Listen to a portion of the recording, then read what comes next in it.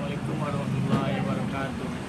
Bersyukur atas rahmat Allah dalam infak dan rahmat dan karunia-Nya kepada kita semua.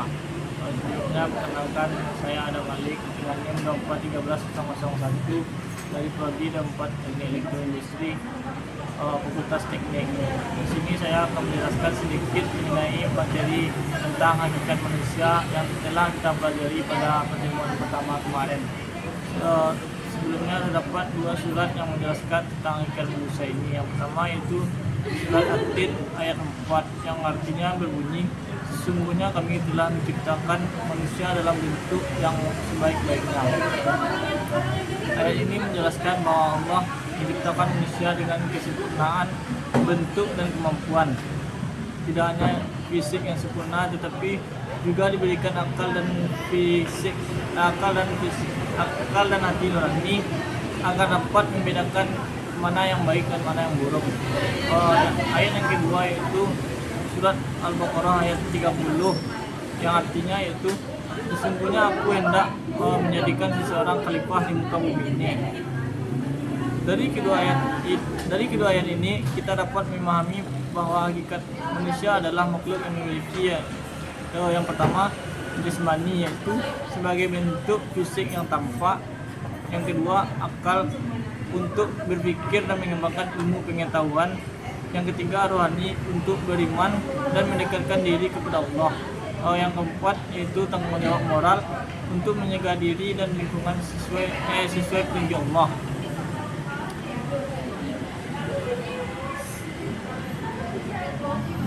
Manusia adalah makhluk yang unik karena berbeda dari makhluk lainnya. Kita tidak hanya memiliki tubuh yang sempurna, tetapi juga akal, hati, dan roh yang menjadikan kita mampu berpikir, merasa, dan memahami siapa sebenarnya diri kita sebagai manusia menurut pandangan Islam. Terdapat beberapa contoh penyerapan dalam kehidupan manusia mengenai hakikat manusia ini. Yang pertama yaitu kita sering dihadapkan pada pilihan antara melakukan kebaikan atau keburukan. Misalnya ketika kita menemukan uang yang bukan milik kita, jadi kita mengembalikannya kepada pemiliknya. Berarti kita telah menggunakan akal dan hati nurani kita dengan baik sesuai hakikat manusia sebagai makhluk berakhlak.